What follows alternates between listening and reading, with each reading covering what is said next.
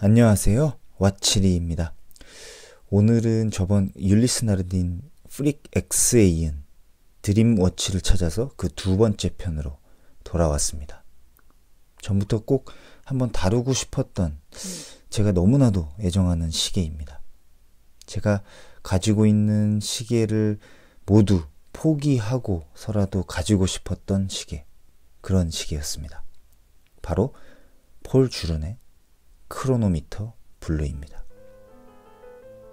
전에 제가 기계식 시계의 끝판왕, 독립 제작자들에 관한 이야기에서 폴 주른을 한번 다룬 적이 있었는데요.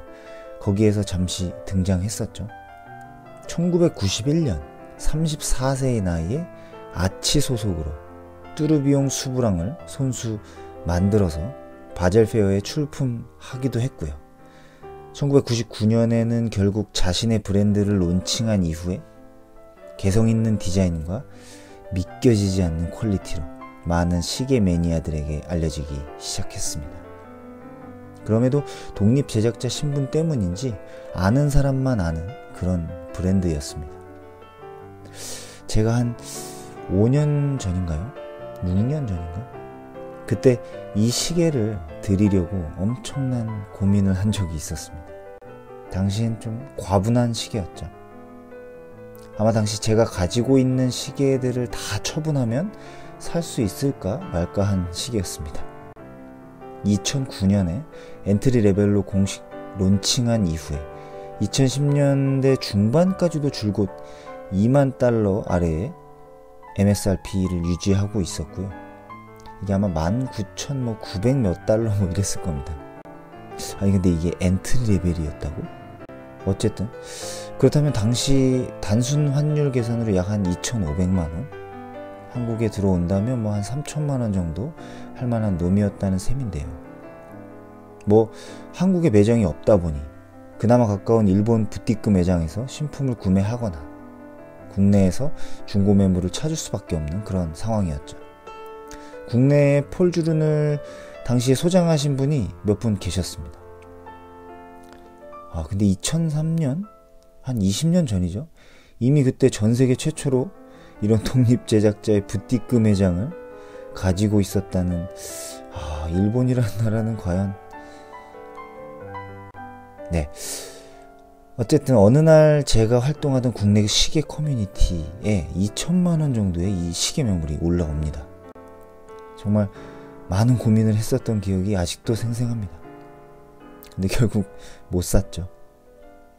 결과론적으로 본다면 저는 그때 그 시계를 샀었어야 했습니다. 이 시계가 지금 시세가 얼마인지 아시나요? 당시 한 2,000만원 언저리에 그 시계를 샀다면 저는 부자가 됐을지도 모르겠습니다. 아마도 롤렉스 데이토나를 뛰어넘는 시세 차익을 누렸을지도 모릅니다. 물론 그렇다고 팔지는 못했을 겁니다. 참고로 지금 이 시계의 중고 시세는 1억이 넘습니다. 올해 가격 인상을 발표한 폴 주른 크로노미터 블루의 공식 MSRP는 참고로 37,400달러입니다. 이것도 6년 전 정도와 비교하면 거의 2배 가까이 올랐네요. 작금의 이런 롤렉스발 시테크 현상을 좋아하지는 않습니다만 나만 알고 싶었던 브랜드 폴 주른이 결국 롤렉스와 같이 속세의 욕망이 타겟이 되었다는 것이 조금은 불편합니다. 폴 주른은 롤렉스와 같이 의도적인 마케팅과 수량 조절 등을 통해서 가치를 끌어올리는 그런 브랜드가 아닌 독립 제작자의 시계이기 때문입니다. 그렇게 하고 싶어도 할 수가 없죠. 그것은 어찌 보면 롤렉스이기에 가능한 일이기도 합니다. 하지만 그런 시장을 주무르는 마케팅 기법이 아닌 철저한 시장의 논리로 작금의 트렌드 대열에 합류하고 말았습니다. 폴 주른은. 그래서 롤렉스의 그것과 동일하게 치부되는 것이 적절하진 않은 것 같아요. 롤렉스에서 시작된 이런 품귀 및 과도한 프리미엄 현상은 하이엔드 빅5 중 하나인 파텍 필립 그리고 오데마 피게 등으로 이어졌고요. 폴 주른처럼 정말 골수 팬들만 알 법한 일부 독립 제작자 시계에까지 퍼졌습니다. 기본적으로 독립 제작자의 시계는 제작 자체를 많이 하지 않기 때문에 공급이 굉장히 제한적이고, 당연히 수요가 급증할 경우에 더 큰 가격 상승을 촉발할 수 있습니다. 다만 인지도가 높지 않기 때문에 이러한 일련의 과정이 쉽지는 않죠. 폴 주르는 연 생산량이 1000개를 넘긴 적이 그동안 단 한 번도 없었고요. 특히나 이 크로노미터 블루의 연간 생산량은 약 한 190개 정도. 근데 이마저도 2019년부터는 100개 정도로 줄었으니까 말 다 했죠.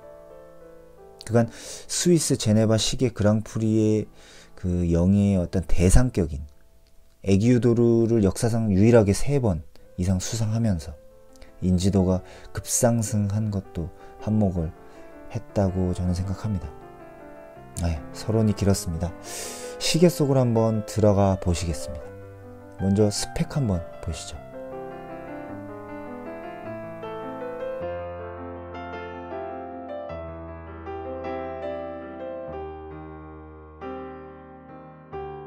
오늘 이 시계에 대한 소개는 하나의 단어로 좀 표현을 해보고자 합니다. 그것은 바로 지금의 폴 주른을 만든 그의 시계를 잘 설명해주는 아주 핵심적인 단어입니다. 그것은 바로 유니크입니다. 저는 15년 가까이 시계 생활을 하면서 이런 유니크한 하이엔드 워치는 처음이라고 생각합니다. 모든 요소에 유니크함이 묻어나면서도 굉장히 수준 높은 퀄리티를 여기저기서 뽐내고 있어요. 자, 그렇다면 그 유니크함의 첫 번째, 바로 다이얼을 한번 보시겠습니다. 여기서 주목할 점은 바로 다이얼의 색감과 핸즈, 그리고 인덱스의 폰트입니다. 다이얼은 레커7? 이걸 57이라고 해야 하나요? 직접 손으로 여러 번 겹쳐서 그 만들어낸 색인데 엄청난 수고로움이 들어간 결과물로 혹자는 이것이 바로 하이엔드 시계가 지향해야 하는 방향성이라고 말하기도 했습니다. 매우 공감 가는 표현이죠. 폴 주른에 의하면 컬렉션 중에 이 다이얼 공정의 가장 높은 복잡도를 가지고 있는 시계가 바로 이 크로노미터 블루라고 자부심 있게 이야기하고 있습니다. 그만큼 불합격돼서 버려지는 결과물이 굉장히 많다고 합니다. 이렇게 만들어진 다이얼의 색감은 굉장히 독특한데요. 모델명의 블루라는 단어로는 부족한 깊이감 있으면서도 고급스럽고 오묘한 느낌을 주며 빛에 따라 엄청나게 다양한 채도를 보여줍니다. 해외 칼럼을 보다 보면 이 단어가 많이 등장하는데요. 이게 바로 빛에 따라 색이 바뀐다는 뜻이거든요. 조명이 어두운 상황에서도 시간을 읽기에 무리가 없고요. 다이얼엔 어떠한 발광 물질도 사용하지 않았습니다. 정말 다이얼만 넋놓고 쳐다봐도 시간이 금방 갈 것 같습니다.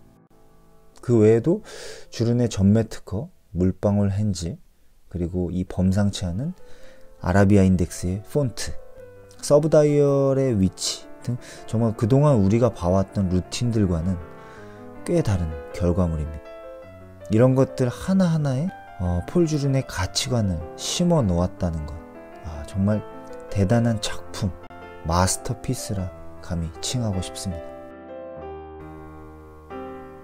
자, 두 번째 유니크함은 케이스에서 또 나타납니다.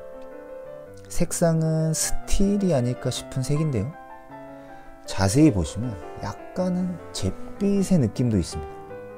이게 바로 탄탈륨이라는 소재입니다. 다소 생소한데요. 은회색이면서 강철보다 단단하고 불산을 제외한 모든 산에 대한 내성이 강한 소재인데요. 간혹 백금을 대체하는 밀도 높은 소재로 쓰이기도 합니다. 한 유명 시계 에디터가 스틸과는 차별화되는 차분함과 강인함을 주는 것 같다 라고도 했는데 이보다 적확한 표현은 없는 것 같습니다. 주른은 이 크로노미터 블루에 케이스 소재로서도 어떤 특별함을 주고 싶었는지 모르겠습니다. 네, 마지막을 장식할 유니크함은 역시 무브먼트입니다.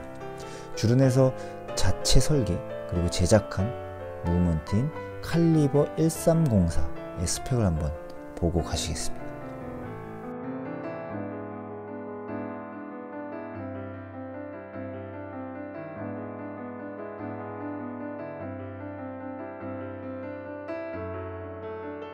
이 심장은 물론 수브랑 모델에서 가져왔습니다. 물론 파워 리저브는 빠지겠죠. 보이시듯 무브먼트 자체가 18K 로즈 골드입니다. 이걸 또 피니싱을 했는데요. 이 또한 후덜덜합니다. 그냥 감상해 보시죠. 무슨 말이 필요하겠습니까?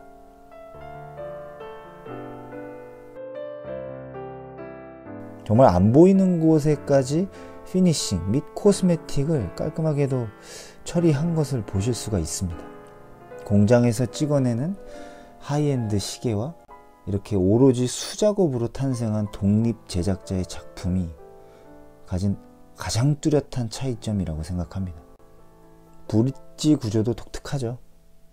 단순한 파워 리저브의 증가가 아닌 오로지 정확도를 위해서 선택한 이 더블 배럴은 병렬로 작동되고요.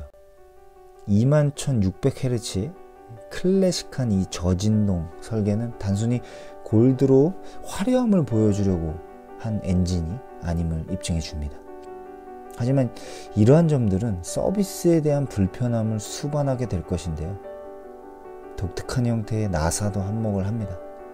제가 알기로 정식 오버홀 비용은 약 100만원대 중반이지만 또 재밌게도 폴 주른의 친필 서명이 포함된 오버홀 증서가 나온다는 점은 또 한편 위로가 되겠네요. 이 외에도 스트랩이나 버클에서도 어떤 부족함은 없습니다. 칼같이 로고가 음각으로 각인된 버클, 그리고 안감에까지 엘리게이터로 마감한 스트랩, 케이스 크기만 제외하면 거의 저에겐 모든 것이 완벽한 이 39mm 시계는 저에게는 자꾸 전에 그 예거의 RDM을 떠올리게 합니다. 나름 드림워치였고요. 이것도 1년을 공들여서 영입했지만 크기가 참 아쉬웠던 시기였죠. 아무래도 저는 드레스워치는 37mm 이하여야 하나 봅니다. 서두에 말씀드린 것처럼 이미 시세가 안드로메다로 간 상황에서 이번 생에는 아무래도 제가 로또를 맞지 않는 이상 폴 주른을 경험해 볼 가능성이 굉장히 낮아졌습니다. 이미 버스는 5년 전에 떠났죠. 정말 말 그대로 영원히 드림워치로만 남을지도 모르겠습니다. 안타깝지만 첫사랑의 기억처럼 한편으론 애틋하고 뿌듯하기도 한 그런 복잡 미묘한 감정이 드는 오늘입니다. 2018년에 샤넬이 폴 주른의 지분을 인수하면서 든든한 자금력까지 갖춘 이 인디펜던트 워치메이커의 종착지는 과연 어디일까요? 정말 기대가 큽니다. 조심스럽지만 혹시 누군가 제2의 필립 듀포는 누구라고 생각하는가? 라는 질문을 던진다면 앞으로 그의 이름을 말할 수 있게 될지도 모르겠습니다. 시청해주셔서 감사합니다.